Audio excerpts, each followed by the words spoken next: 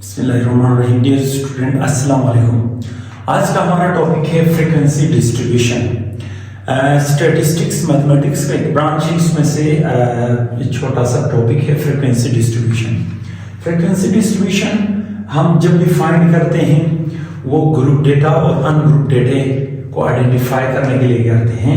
तो ungroup data जब होता है उसमें फ्रीक्वेंसी नहीं होता है, और ग्रुप डेटा जिसमें फ्रीक्वेंसी होता है, जैसे कि रॉ मटेरियल होता है या रॉ डेटा होता है, इस रॉ डेटा को हम फ्रीक्वेंसी डिस्ट्रीब्यूशन टेलीमार्क के जरिए से फाइंड करते हैं। फर्स्ट कीजिए, हम कुछ सेंटेंस हमने लिखा है फ्रीक्वेंसी डिस्ट्रीब्यूशन क्यों यूज होता है। It is statistical method to organize and simplify a large set of data into smaller group। बहुत ही बड़े डेटा होता है, डेटा जब होता है इसको स्मॉलर ग्रुप में हम डिवाइड करते हैं, तो ये हम फ्रीक्वेंसी डिस्ट्रीब्यूशन यूज करते हैं। अब फ्रीक्वेंसी डिस्ट्रीब्यूशन कंस्ट्रक्ट करने के लिए उसका टेबल दो टाइप इसके होते हैं, एक डिस्क्रीट डेटा होता है और एक कंटिन्यूस होता है।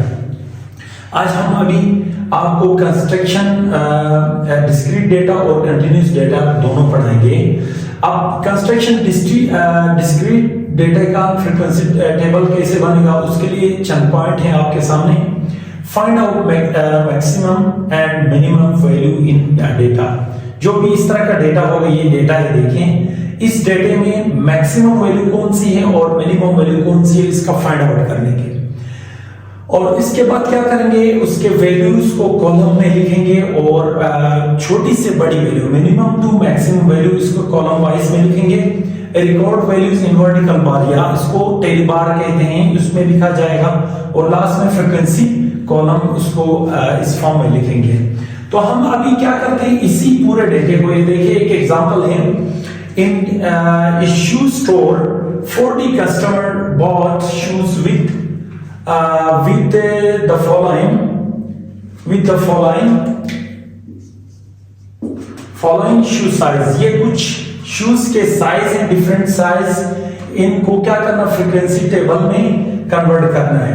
तो अब देखिए ये पूरी जितने भी हमने बता दिया है, ये सारे यहाँ पे यूज होंगे। जैसे कि सबसे पहले क्या करेंगे, find out maximum and minimum value in A data. इस डेटे में मैक्सिमम वैल्यू कौन से, देखिए जरा। मैक्सिमम वैल्यू के लिए mx वैल्यू लिखेंगे इज इक्वल टू क्या है, देखिए मैक्सिमम वैल्यू 6 जाके हम फाइंड आउट करते हैं 11 है। इधर मैक्सिमम वैल्यू क्या है, 11 है। और इधर मिनिमम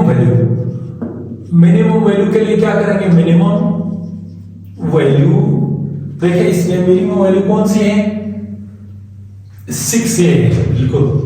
अब देखिए सबसे पहले ये वाला मेथड हो गया। Second, right the value in column from minimum to maximum. अब कॉलम में वैल्यूज किस में लिखते हैं, वेरिएबल में लिखेंगे तो x, इसको कॉलम वाइज में लिखेंगे। और क्या लिखेंगे, मिनिमम टू मैक्सिमम। मिनिमम कौन सी है, 6 है। 6 से कहां तक है, 11 तक। 6 7 8 9 10 और 11, ये क्या है, हमने कॉलम में लिख लिया। अब क्या करना है इसके बाद, देखिए ये भी हो गया। Record values in vertical bar या टेली मार्क भी कहते हैं या टेली बार भी कहते हैं। तो इसको क्या करते हैं, वर्टिकल बार या टेली बार लिखेंगे, इसको टेली बार। अब देखिए इसको टेली बार में कैसे करते हैं। और लास्ट में क्या होगा, ये फ्रीक्वेंसी होगा,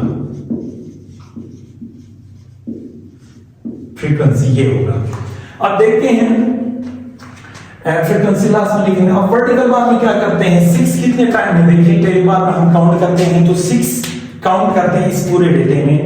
1 2 3 4 5 6 7 8 9 है। तो 9 को हम कैसे लिखेंगे, 1 2 3 4 5 6 7 8 9 फ्रीक्वेंसी में इस तरह लिखा जाएगा।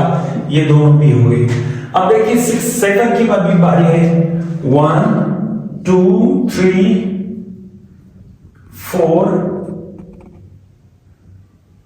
5 6 7 8 9 1 2 3 4 5 6 7 8 को ऐसा लिखा जाएगा।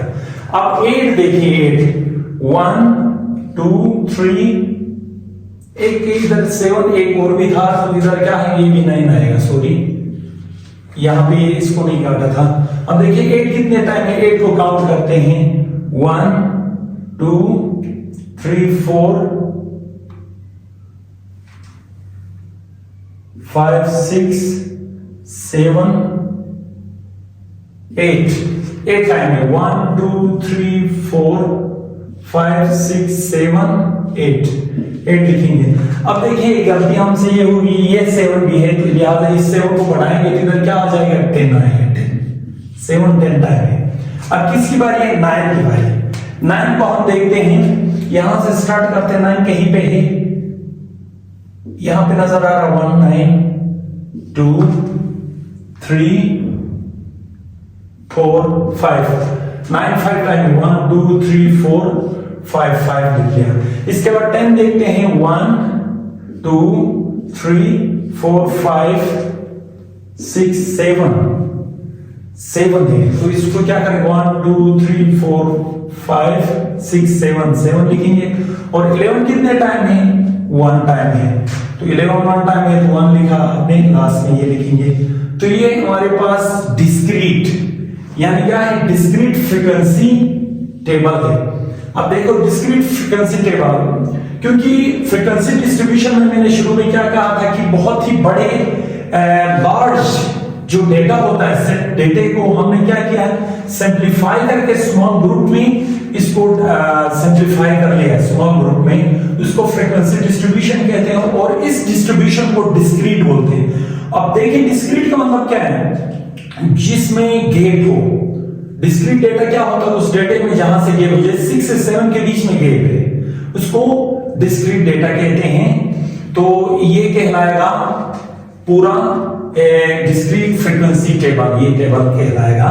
तो उम्मीद है आपको ये नजर आएगा, अच्छी तरह समझ में आ जाएगा।